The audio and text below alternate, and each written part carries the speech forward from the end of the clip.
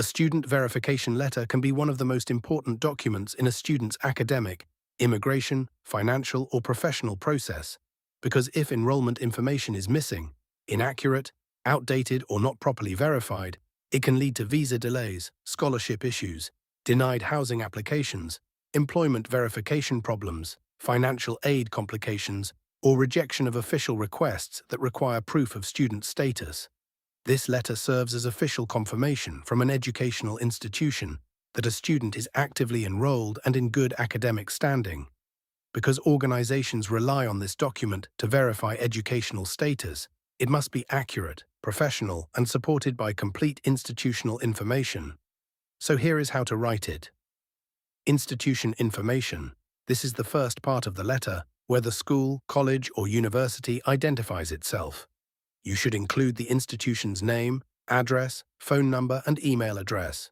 For example, Westbridge University, 4800 Grand Avenue, Chicago, Illinois 60616, 312-555-8147. Registrar at westbridgeuniversity.edu. This section establishes the official source of the verification. Here, always use official institutional contact information because recipients may independently verify the authenticity of the letter. Date, for example, May 23, 2026. After the institution's information, include the date the letter is issued. This is important because student status can change between semesters, academic years, or graduation periods.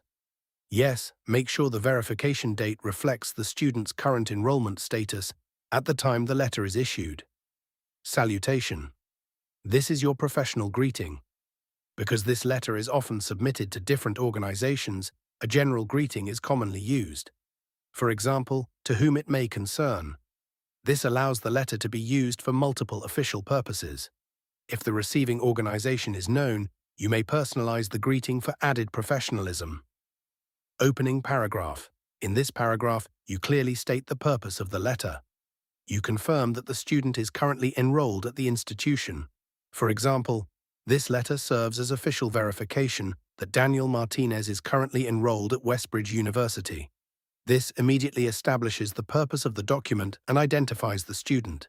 For tip, keep the opening statement direct, formal, and unambiguous. Student enrollment information section. This is one of the most important sections of the letter. You should clearly provide the student's academic details. For example, student name, Daniel Martinez. Student ID number STU-458921. Program or major, Bachelor of Science in Computer Science. Degree level, bachelor's degree. Enrollment status, full-time. Academic term, fall 2026. Academic year, enrollment start. Date, August 22, 2023. Expected graduation. Date, May 15, 2027. This section gives the receiving organization a complete overview of the student's enrollment status. For tip, double-check student records carefully before issuing the letter, because incorrect academic details can create serious problems for visas, scholarships, financial aid, or employment verification. Enrollment standing statement. This paragraph confirms the student's current institutional standing. You explain that the student remains enrolled and in good standing. For example, as of the date of this letter, Daniel Martinez remains enrolled and in good standing with Westbridge University. This provides assurance that the student's enrollment is active and recognized by the institution. For tip, only confirm good standing if it accurately reflects the student's institutional status according to school records. Purpose statement. This section explains why the verification letter is being issued. You should state the intended purpose of the document. For example, this verification letter is issued at the student's request for the purpose of a student visa renewal application.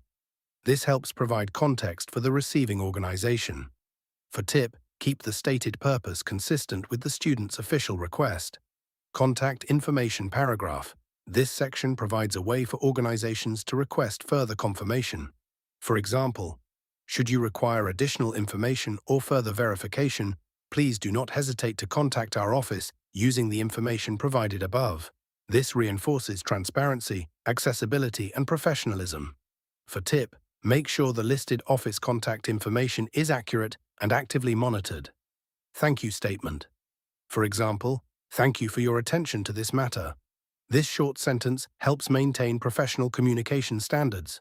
For tip, even brief courtesy statements contribute to a polished and professional tone. Sincerely, signature, and institutional authentication. This is your formal closing section. You include the registrar's or authorized representative's name, title, institution name, signature, and institutional seal if applicable. For example, Sincerely, Rebecca Collins, University Registrar, Westbridge University. Signature, institution seal or stamp. This section confirms the authority and legitimacy of the verification letter. For tip, whenever possible, issue the letter on official institutional letterhead and include a signature or institutional stamp to strengthen credibility. Before we wrap up, here are some important overall tips you should always remember when writing a student verification letter. Always ensure that enrollment information, academic dates, program details, and student standing match official institutional records exactly.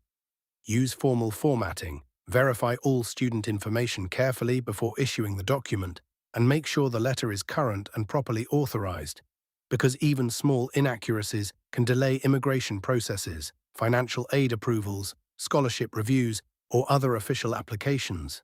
So that's how you write a student verification letter step by step. As you can see, every part of this letter plays an important role in confirming academic enrollment, verifying student status, and supporting important educational, legal, immigration, housing, or financial processes. Thank you so much for watching. If you found this video helpful, don't forget to like, share, and subscribe to my channel, Writing Practices, for more writing tutorials.